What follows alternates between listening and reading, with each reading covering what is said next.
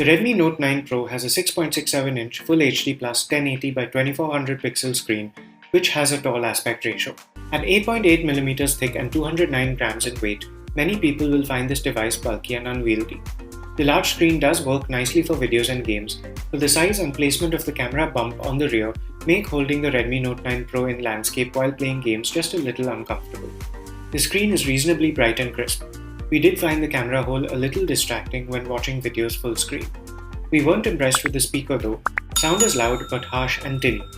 The Redmi Note 9 Pro has a side-mounted fingerprint sensor which is embedded into the power button. This sits in a slight recess on the right of the phone which lined up fairly well with the thumb of our right hand. This sensor and face recognition were both quick and effective in our experience. The volume buttons are placed awkwardly above the sensor and aren't easy to reach while on a call. On the left, there's a tray with slots for 2 nano SIMs and a microSD card. Xiaomi's trademark infrared emitter is on the top and can be used to control several home appliances. There's the usual USB Type-C port, 3.5mm audio socket, and a speaker on the bottom. Onto software, MIUI 11 runs on top of Android 10. Sadly, bloatware and promotional content remain parts of Xiaomi's business strategy. The company does say that users can remove some of these apps or disable some of these features, but we did see lots of spammy notifications. There's no app drawer, but you do get some level of UI customization. MIUI takes some getting used to, but if a constant stream of ads and promotional content doesn't bother you, then you won't face any major hurdles while using it. Let's now talk about performance.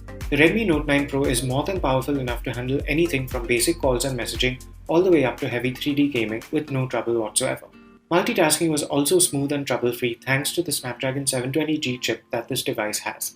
PUBG Mobile defaulted to the high-quality preset. We played a few rounds for about 20 minutes and found that the Redmi Note 9 Pro did get a little warm, contrary to Xiaomi's claims.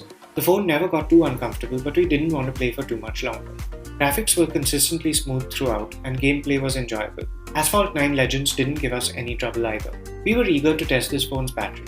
With ordinary use, we were very pleased to see the Redmi Note 9 Pro easily lasting through a full day and nearly half of the second day before needing a recharge.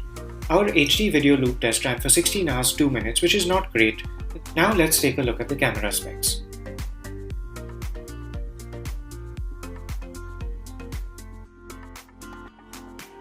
Starting with daytime photos, we found the primary camera to be reasonably good, but it doesn't break any new ground in terms of quality or flexibility. Close-ups looked good and details were clear in foreground subjects. Distant objects were also well represented if there was adequate light and textures weren't too complex. The wide-angle camera isn't too bad, but quality definitely suffers. Despite promising distortion correction, there's still some fairly obvious warping at the sides of frames. The 5-megapixel macro camera does deliver much higher quality shots, and the app makes it obvious when you're holding the phone at the correct distance to lock focus.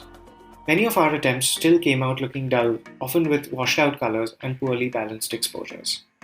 At night, we found the Redmi Note 9 Pro's primary camera to be good if there was lots of artificial light around, otherwise details were lost. Low-light landscapes were unimpressive. The wide-angle camera delivered murky results, but we didn't expect too much from it. Night mode was surprisingly ineffective. It did help balance dark scenes with bright lights that would otherwise just be overexposed blotches, but it didn't do anything at all for shots of subjects in the dark, which other phones are capable of improving. The front camera has a 16-megapixel resolution. It is fairly good in the daytime as well as at night, but we didn't like the aggressive beautification which made faces look artificial.